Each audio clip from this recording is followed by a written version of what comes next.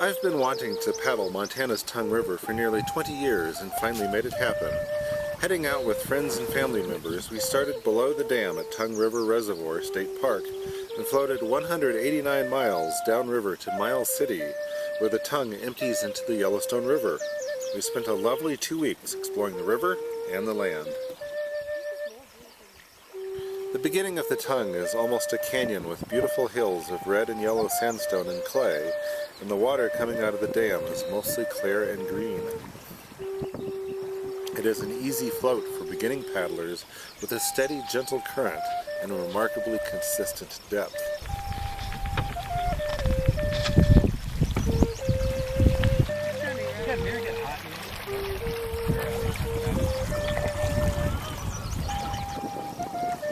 The main hazard to watch out for is the occasional rock either above or just below the surface.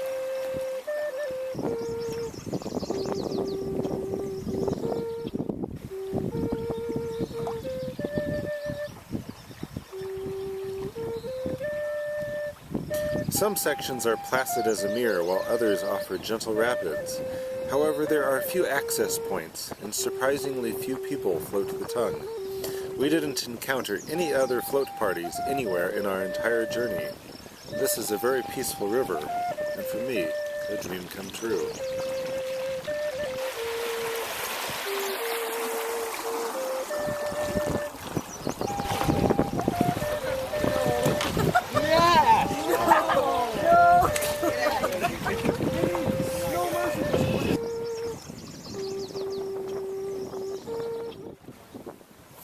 We came to the Tongue River partly to enjoy the great scenery, but also in hopes of hunting carp with bows and arrows for food in shallow sloughs along the way. We were not disappointed.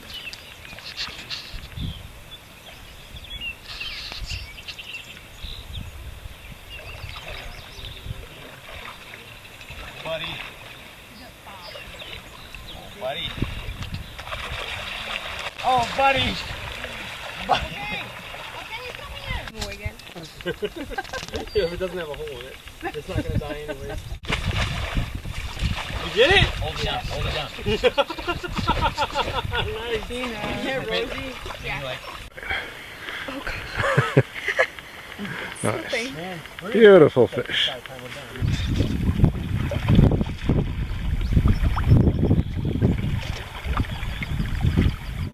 Go. In camp, we enjoyed practicing other skills, such as friction fire starting with a hand drill set made from local materials. Nope. I think we got it. Oh! Yep. You got it! We got it! Better. Yeah, you were getting hate the smoke, man. Yeah. Nice when you can ride it on the top like that.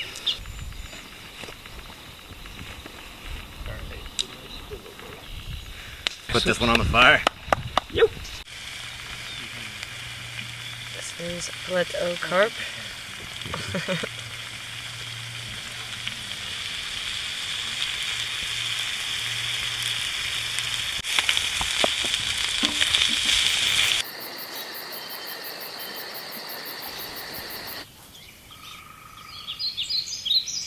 We found some beautiful campsites along the way, and early birds enjoyed morning yoga, while those who slept in woke up by other means. Wake up! Eastern Montana is sparsely populated, and every day brought stunning new scenery.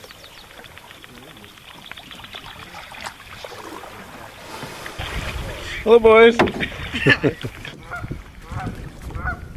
We herded geese downriver every day and sometimes herded cows.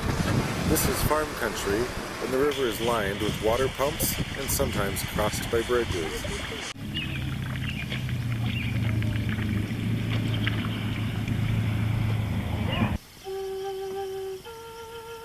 But the majority of the river is quiet as you please and full of opportunities to explore and forage for food.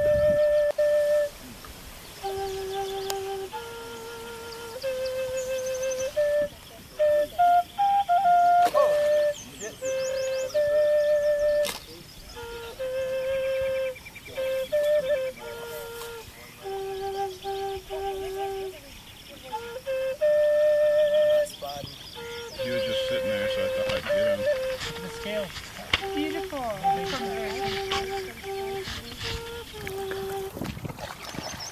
I'm going to curve.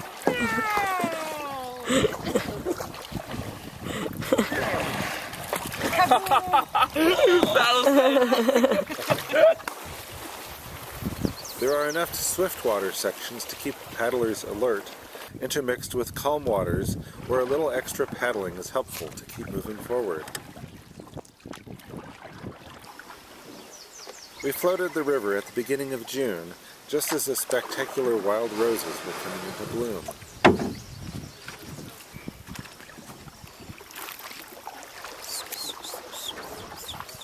Paddling downstream of Burney, it becomes more of a prairie river with clay banks, increasingly colored water, and the occasional tree in the river, yet the current was never so strong that we couldn't easily navigate around the obstacles. Temperatures climbed into the 90s every day, and the swimming was beautiful. Horses and cows are not accustomed to seeing boats here. Strangely, they always seem to run across the river right in front of us to escape.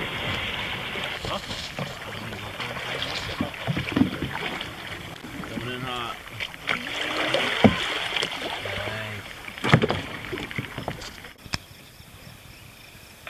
Arriving at camp at the end of each day, it is time to fillet the day's catch and cook dinner. Carp are astonishingly delicious, freshly caught and cooked, as described in our book, Foraging the Mountain West. Are we eating that now? Yeah. Oh, good deal. Yeah. Gotta use it up. It's fresh. Nice and fresh, yeah. Hoping you're gonna catch another one for us. I'm sure we can. Good. Well, it's like, I'm supposed to only have to like, only a bit of night or something. We saw lots of great horned owls on this trip, more than I've ever seen before in my life, including lots of juveniles.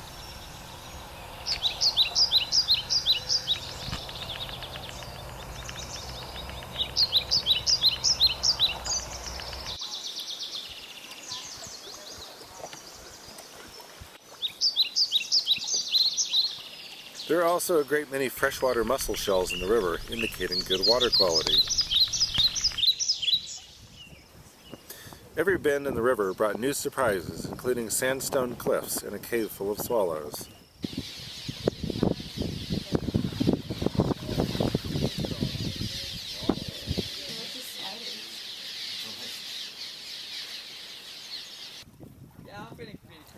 The Tongue River is a pleasure to paddle and great fun to play in. Sometimes we group together to pass the grub and eat as we floated. Okay, that's great. Why is the strawberry what? Why the strawberry feels stuck?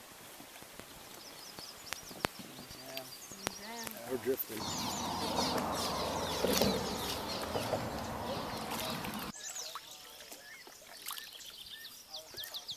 Below Ashland, we encountered one diversion dam that we probably could have floated over if we were not hauling all of our worldly possessions in the canoes.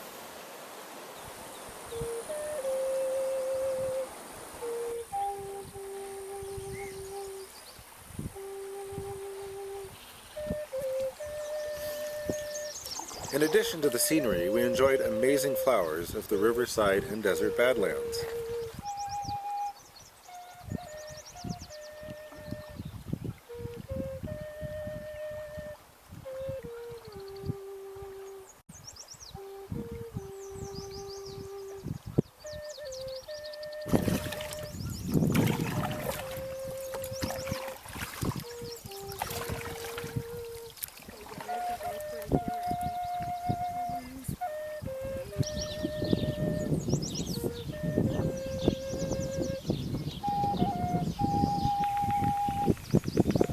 There are great clay deposits all along the way, so I gathered some and made a pot, dried it, and fired it a few days later.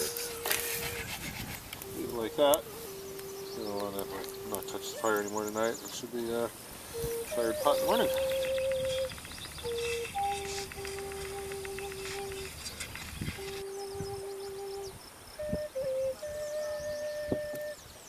We enjoyed basking in the sun, catching catfish, and riding the waves. Well, you're doing good. You're doing good.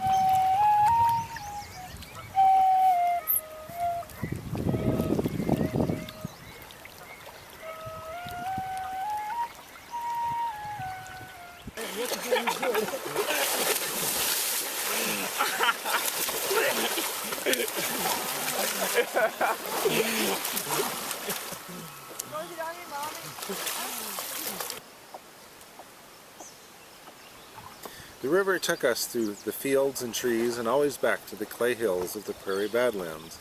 After a week of sunshine and searing temperatures, we finally had a short cloudburst.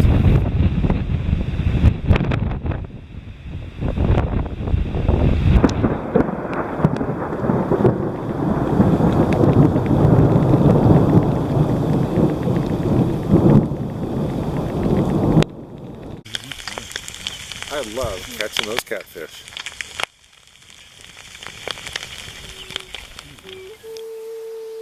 With the long summer days, we often stayed up super late, then slept in and didn't start paddling until it was already super hot out. But some days we crawled out of bed extra early.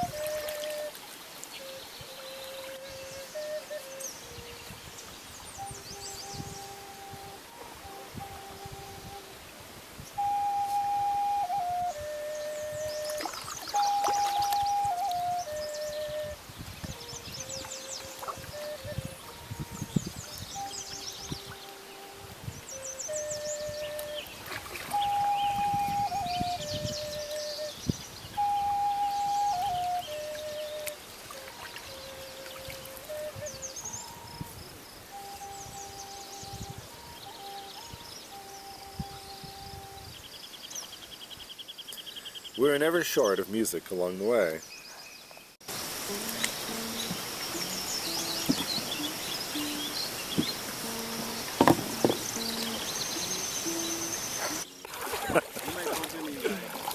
Ready to rock again, Swift. I want your chips and beans. So good. Is it? Oh, it's so good. Tastes like beans. You gotta try it. Oh, I'd like to. Unfortunately, there are a lot of fences on the Tongue River. Some we floated under, others we floated over, and a few required teamwork to spread the wires and walk the boats through.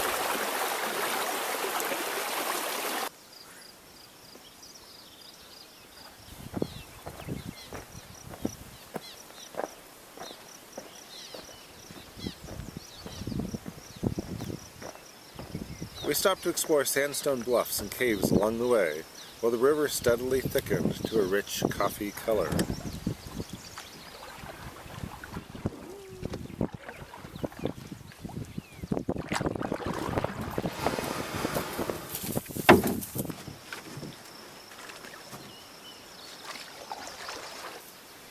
We encountered some juvenile red-tailed hawks along the way, who feigned invisibility while I photographed them. Wow, it's amazing.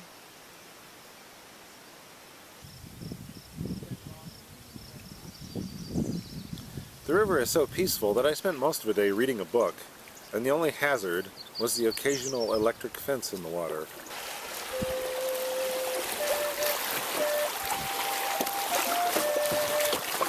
One more piece here.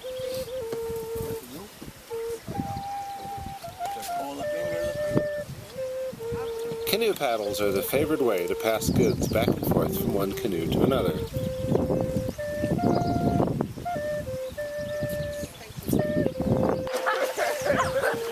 Hey, Johnny, how deep are you right now, Johnny? What? How deep are you? I saw you under it. I swam for my life.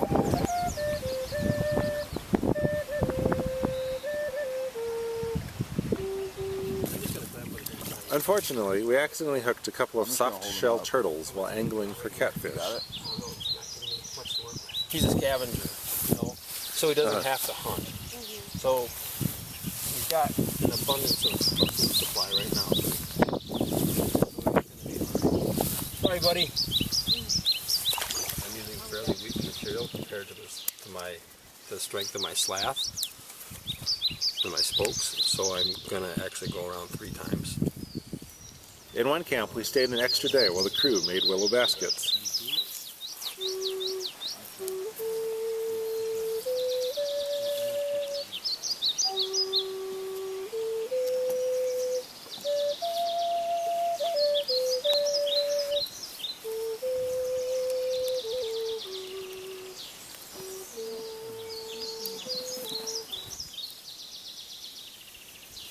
We often foraged wild auroch for our meals, here frying it with butter and onions.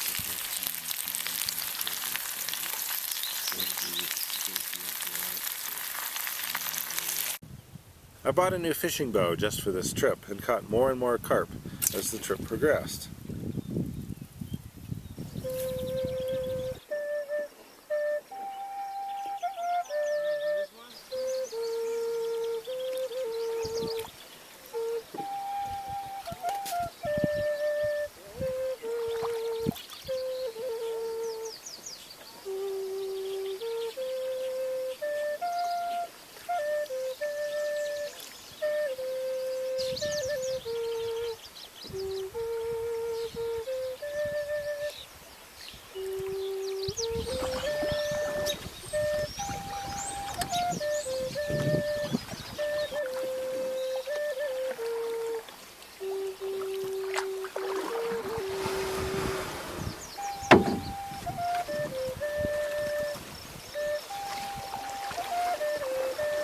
We also encountered many deer swimming across the river, and this one almost swam right to us.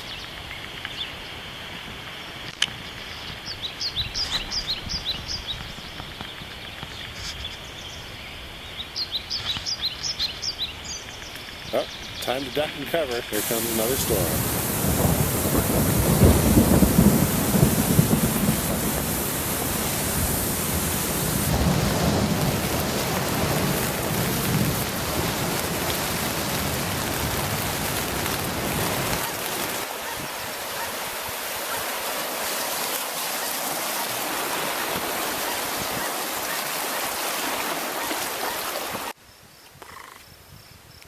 12-Mile Dam was the first and only true barrier on the river, and the fish ladder wasn't boat-friendly either, but no matter, we already consumed most of our food and water, so it wasn't difficult to portage around the obstacles.